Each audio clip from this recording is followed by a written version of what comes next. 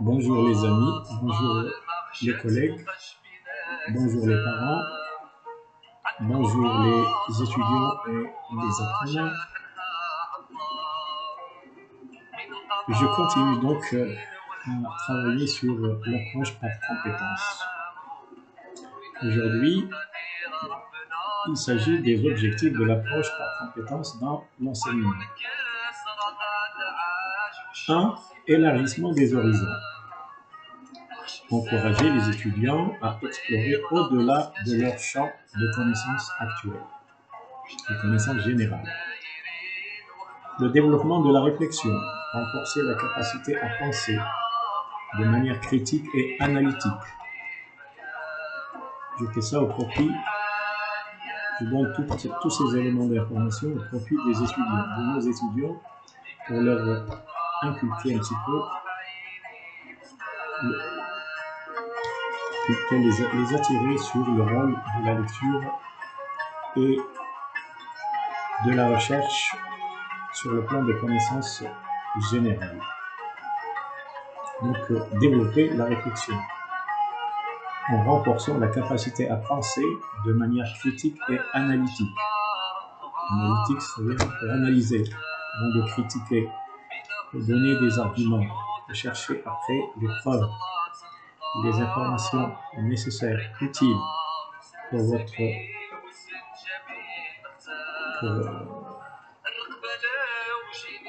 pouvoir un petit peu confirmer l'utilité de votre recherche. Encouragement à la collaboration.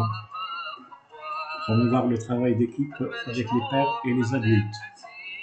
Aujourd'hui, ce qui n'est pas tellement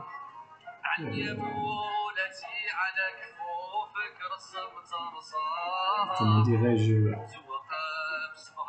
au niveau des relations, il y a une certaine rupture avec les adultes, avec leurs pairs, pouvoir former des équipes de recherche.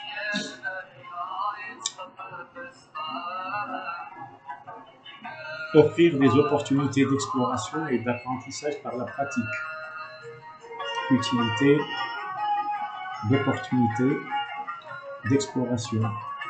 On ne peut pas explorer tout seul, il faut une équipe.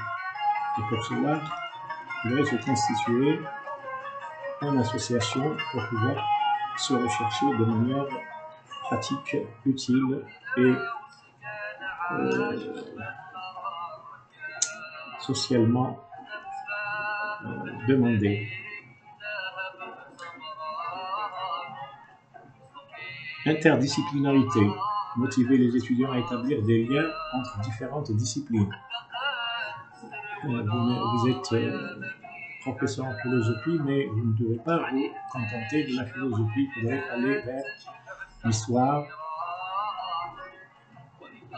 la géographie, les mathématiques, les sciences physiques,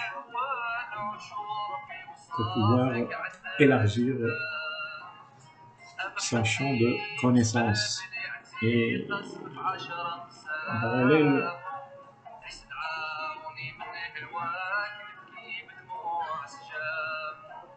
être utile aux élèves.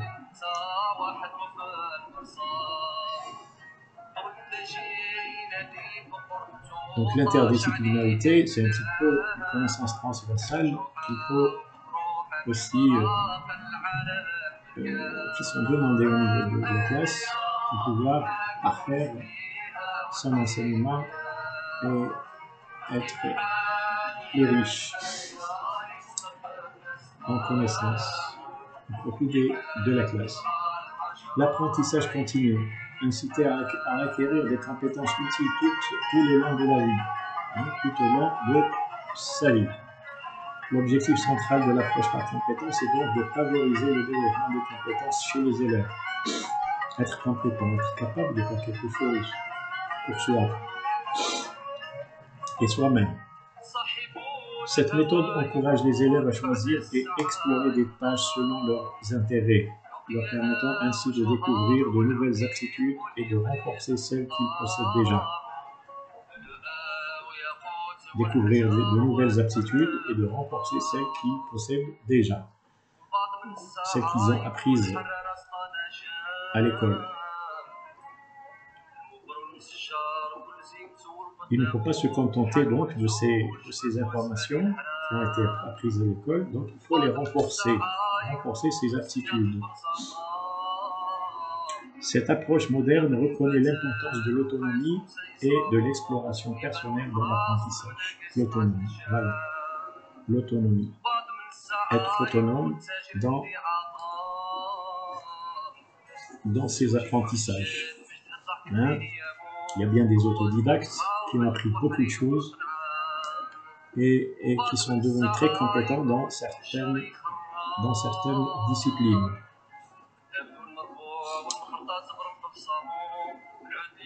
Les principes de l'approche par compétence. Les principes de l'approche par compétence se résument en 3 points clés.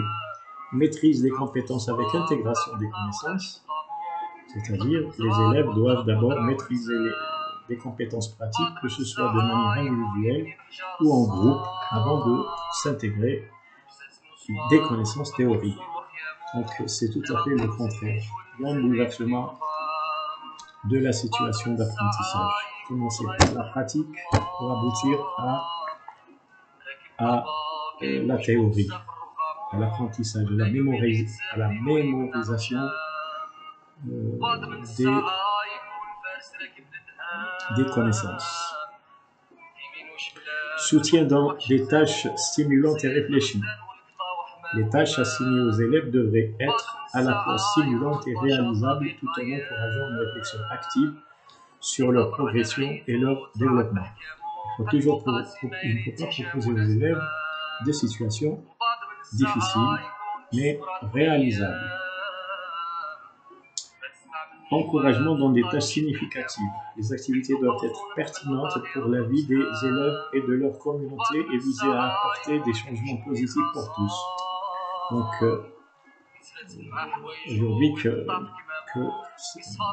actuellement, l'approche par compétence n'est pas suffisamment imprégnée au sein du programme. Donc, il faut aller doucement. Donc, encourager surtout des situations intéressant les enfants, intéressant leur environnement, pour pouvoir les éveiller sur la recherche, sur une recherche utile à leur société et environnement immédiat. Les étapes de l'approche par compétences. L'approche par compétence se décompose en 3 phases essentielles. Évaluation, intégration et connexion. Évaluation, cela consiste à évaluer les connaissances et les compétences de l'apprenant. Cette étape permet aux enseignants de comprendre où se situe exactement l'élève et d'élaborer un plan pour favoriser sa réussite. On évalue les connaissances effectives des apprenants pour ne pas laisser pour compte les apprenants qui n'ont pas suffisamment assimilé les enseignements. Intégration. Il s'agit d'incorporer ce que les apprenants savent ou sont capables de faire dans un contexte professionnel réel. Voilà. Ce sont des situations d'intégration. Ne pas intégrer quelque chose qu'ils n'ont pas compris. Toujours intégrer, toujours se baser sur des éléments assimilés et assez bien maîtrisés. Les concepteurs pédagogiques cherchent constamment à intégrer des situations de travail réelles en classe. Voilà. Se contenter de situations réelles qui sont appréhendées par les enfants, qui sont suffisamment intéressantes pour les enfants. Cela se fait souvent par l'apprentissage basé sur des projets.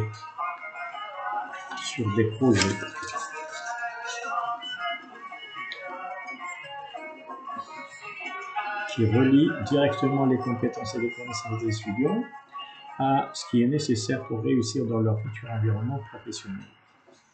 Voilà, donc il faudrait un petit peu se projeter dans l'avenir des élèves, des apprenants, des étudiants, pour pouvoir mettre à leur profit ce qui peut leur être utile à leur environnement professionnel futur. Connexion 3.